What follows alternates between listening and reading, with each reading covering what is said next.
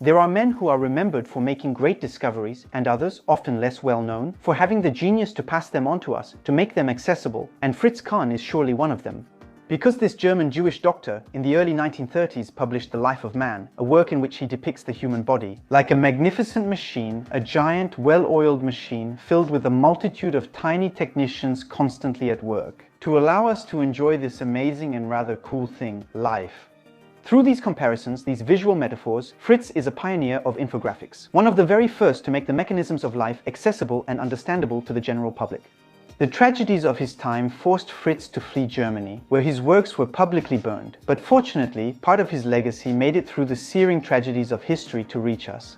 And for the 50th anniversary of his death, Arte, which by the way made this video possible, thank you to them, created an educational smartphone game, Homo Machina, inspired by his sketches. And it takes up the idea of the human being seen as a vast machine, in an attempt to make the amazing processes hidden within us understandable.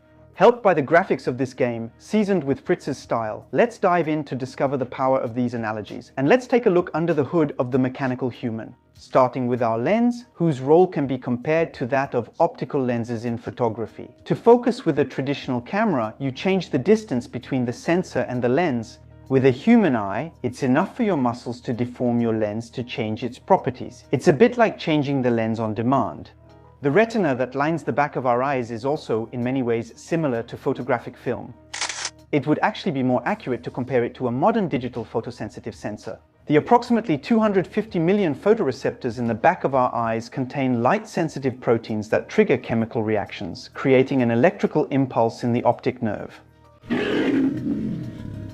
An electrical impulse, which will then be processed by our brain to produce an image, a bit like the tiny electrodes in high-definition cameras, which transform the photons they receive into an electrical signal. Thanks to this mirror of the soul, our window to the world can distinguish 10 million shades and color nuances. And even if we stretch the analogy a bit between the biological and the technological, it helps to give us an idea of how the eye works. And now here we are in the ear.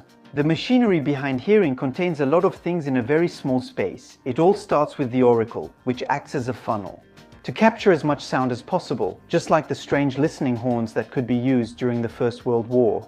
Next comes our eardrum, a kind of membrane that has a real sense of rhythm and vibrates according to what you hear. It's the eardrum that transforms the variations in air pressure into vibrations, which are then transmitted to the inner ear by the ossicles, 3 tiny bones, the smallest in the human body and also the fastest.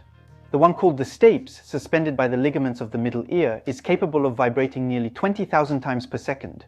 Deeper in the inner ear, vibrations are converted into electrical signals to travel through the nerves. The brain is the control center, often keeping things running silently without telling you everything. We do many things without even thinking about them. For example, mechanisms like digestion or breathing are automatically managed and largely unconscious. The head always controls the parts of the body, it never rests. Except for one, the heart, of which it only controls the mood swings. Because it has its own neurons, capable of triggering contractions at a regular rhythm in what is surely the most mechanical of our organs.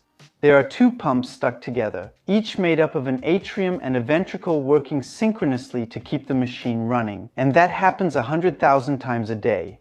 In short, using images is a choice. We simplify, exaggerate, yet those lines can be magnificent. And showing seems to remind us that we are all, in a way, jewels of technology with finely tuned mechanics.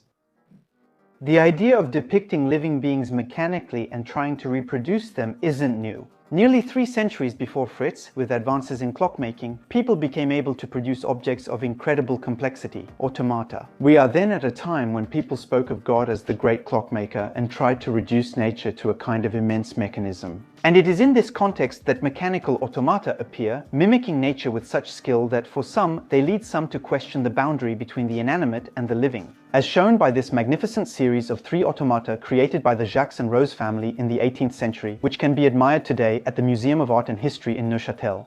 The first machine is capable of drawing while its eyes follow its hand, and even blowing away the dust that the pencil has scattered on the page. The second, whose chest rises as if she were breathing, can play 5 different pieces on her organ and bow between each of them.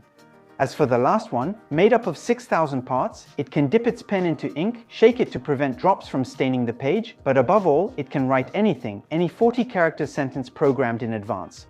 There's something unsettling about seeing these metal puppets come alive, animated long after their creator died over 2 centuries ago. But the one who perhaps went the furthest in the art of mimicking life at that time was surely Jacques de Vaucanson, who created an astonishing mechanical duck. Everyone has their favorite animal. This automaton, with its astonishingly realistic wings, could paddle, quack, drink, eat, and most notably, defecate. Because the master mechanic had placed inside his creation a real little chemistry laboratory, artificially reproducing digestion. In fact, his creation mimicked nature so well that it could move its bowels, and at that time, people would line up to put food into the automaton's mouth. And watch in amazement, a few minutes later, as mush came out the other end. Well, today there is still some doubt, because the digestion phenomenon could very well have been a trick.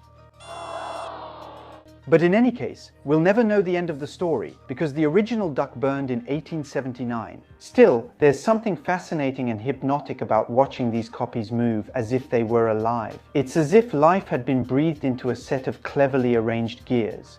Well, obviously, we're far from resembling metallic and mechanical machines in the usual sense. And anyway, there's barely enough iron in each of us to make a big nail. But I can't help wondering if, deep down, only the miniaturization and complexity of the system are what limit the mechanical reproduction of living beings. And if we aren't in some way machines of another kind ourselves. Automatons driven by things smaller than us, whose cogwheels are called cells, molecules, and atoms. From that point of view, we could see ourselves as super complex machines capable of making other super complex machines.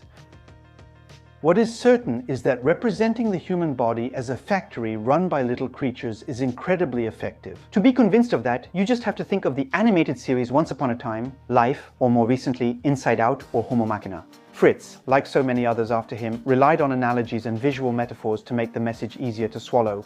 When you're eager to learn, you can use images to understand concepts instead of just memorizing words. Sometimes visuals spark bright ideas in the brain through the optic nerve. You can also help fuel and keep the machine running by supporting us on TP or Utip. And if you want to discover Homo Machina, you can click on the link in the description.